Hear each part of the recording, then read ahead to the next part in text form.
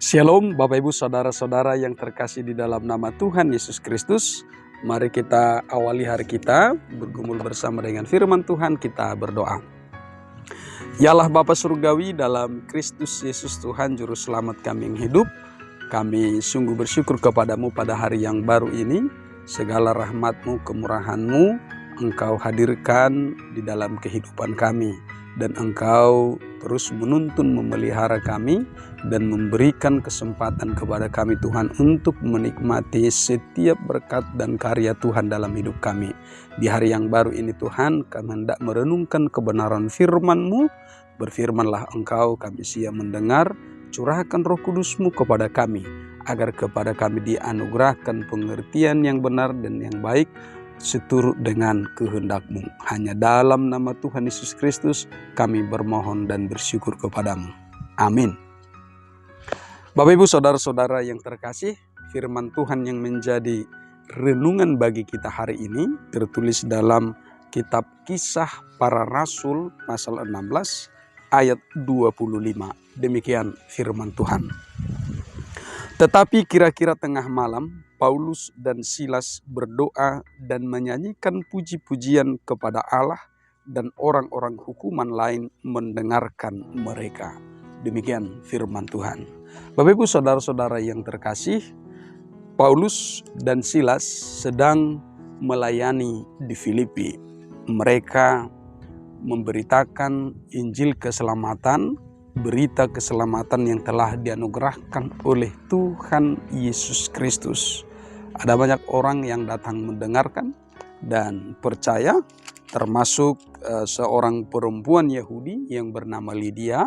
Kemudian dia memberi diri dibaptis, percaya kepada Tuhan Yesus Kristus dan menerima anugerah keselamatan.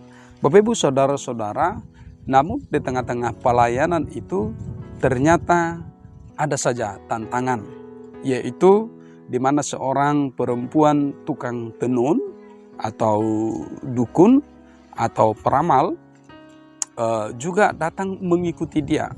Namun ketika perempuan itu mengikuti Paulus dan Silas, sesungguhnya dia tidak sungguh-sungguh sepenuh hati mau percaya, mau mengikut Tuhan Yesus Kristus.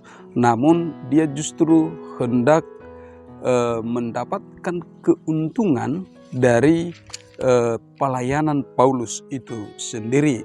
Bapak Ibu Saudara-saudara yang terkasih, bahwa ketika kehadirannya itu menjadi sangat mengganggu di tengah-tengah pelayanan Rasul Paulus dan Silas, lalu Paulus berdoa kepada Tuhan, lalu roh-roh yang ada di dalam diri perempuan tukang tenun itu keluar.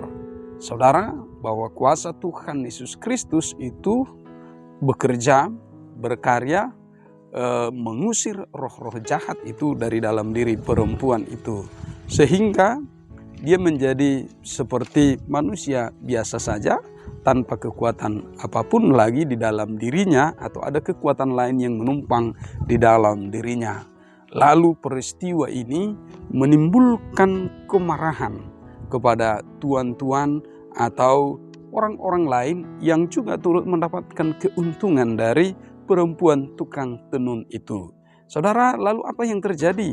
Akhirnya Rasul Paulus dan Silas difitnah karena apa yang telah dia kerjakan di pelayanannya itu, orang-orang yang merasa dirugikan atau kehilangan keuntungan dari perempuan tukang tenun itu, mereka menfitnah, menuduh bahwa Paulus dan Silas itu telah mengajarkan ajaran sesat, telah mengajarkan ajaran yang menekankan adat istiadat Yahudi, sementara mereka adalah orang-orang Rom. Lalu ini menimbulkan kekacauan lagi di tengah-tengah mereka. Akhirnya apa? Paulus dan Silas didera, dihukum, lalu setelah itu kemudian mereka dimasukkan ke dalam penjara ke bagian tengah. Saudara-saudara, ini adalah tantangan yang mereka hadapi. Ini adalah risiko yang mereka hadapi di tengah-tengah pelayanan itu. Namun Paulus dan Silas sekalipun menghadapi tantangan, risiko, sekalipun ada konsekuensi negatif yang mereka alami, tetapi tetap percaya kepada Tuhan Yesus Kristus, bahwa kuasa Tuhan Yesus Kristus itu jauh melampaui dari kekuatan apapun.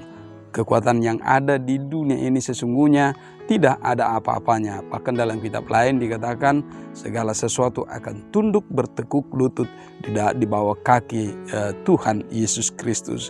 Ini menjadi keyakinan, ini menjadi iman yang terus bekerja di dalam diri Paulus dan Silas. Bapak Ibu saudara-saudara, ini pun mengingatkan kita kembali bahwa kuasa Tuhan Yesus Kristus itu jauh melampaui daripada kekuatan atau kuasa apapun yang ada di dunia ini.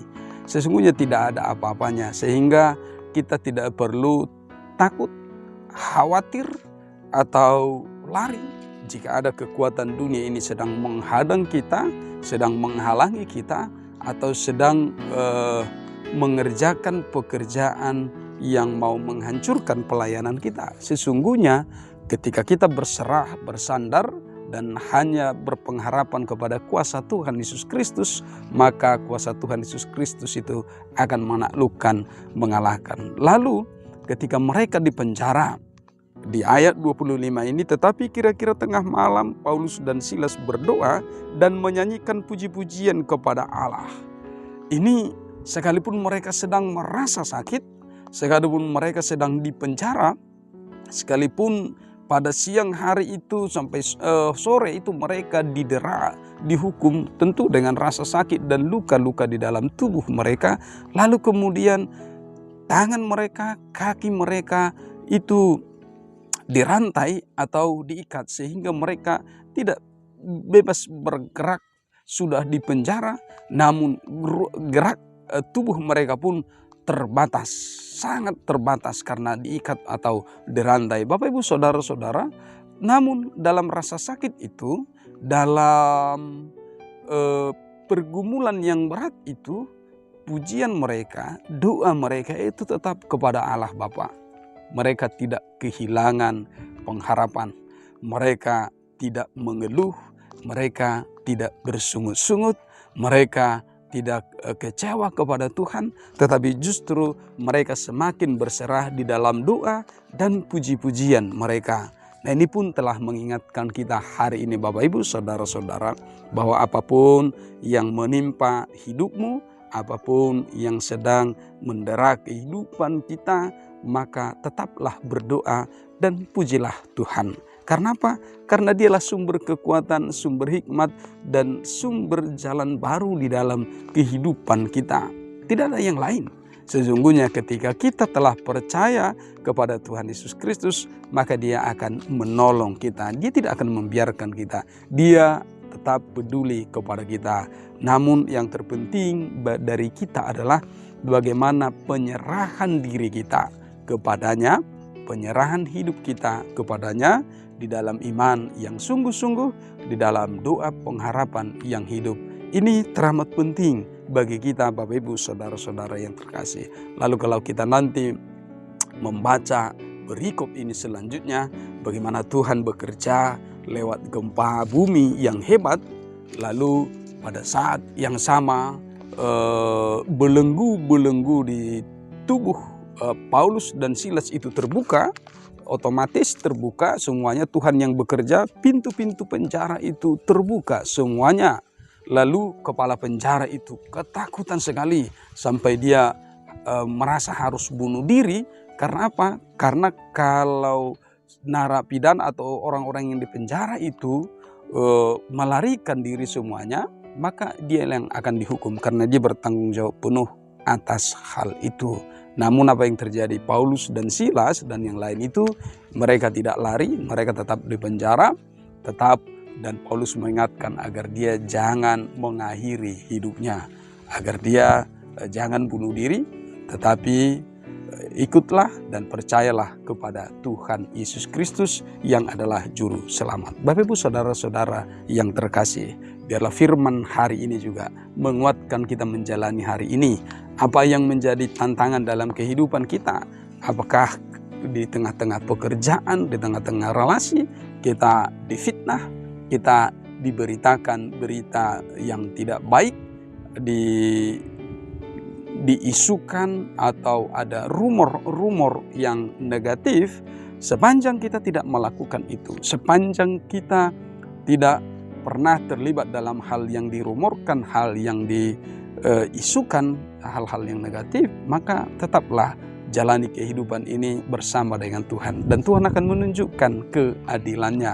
Tidak ada yang perlu dijawab satu persatu isu-isu negatif atau rumor-rumor, tetapi dengan sendirinya segala kebenaran itu akan dibuka, segala kebenaran itu akan menjadi pemenang dalam hal apapun. Karena itu Bapak Ibu Saudara-saudara yang terkasih, mari tetap percaya kepada kuasa keselamatan, kuasa karya Tuhan Yesus Kristus. Mungkin kita akan mengalami sesuatu yang tidak mengenakan. Mungkin kita akan mengalami sesuatu resiko yang tidak pernah kita harapkan. Tetapi ingatlah, Tuhan Allah di dalam Yesus Kristus yang menjadi pembela atas kehidupan kita. Dia akan menolong kita dan tidak akan mempermalukan orang-orang yang percaya kepadanya. Amin. Kita berdoa.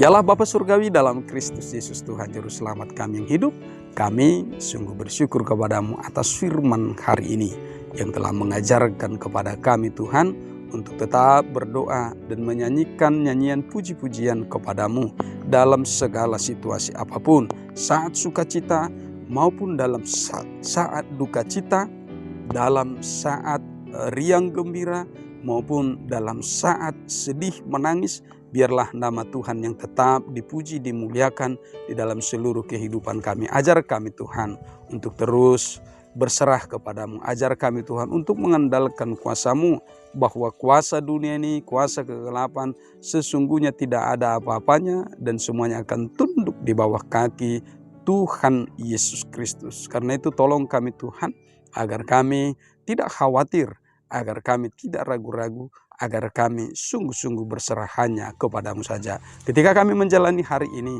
biarlah tangan kemurahan-Mu menyertai kami, menggenapi, mencukupkan kehidupan kami dengan segala apa yang kami butuhkan, dan hati kami penuh rasa syukur. Ampuni kami Tuhan atas segala dosa kelemahan kami, agar kami kudus di hadapan-Mu. Hanya dalam kasih-Mu, Tuhan Yesus Kristus Juru Selamat kami yang hidup, kami bermohon dan berdoa kepadamu. Kasih karunia dari Tuhan kita Yesus Kristus, kasih setia dari Allah Bapa dan persekutuan Roh Kudus memberkati hidupmu hari ini dan sampai selama-lamanya. Amin. Selamat pagi, semangat pagi, Horas.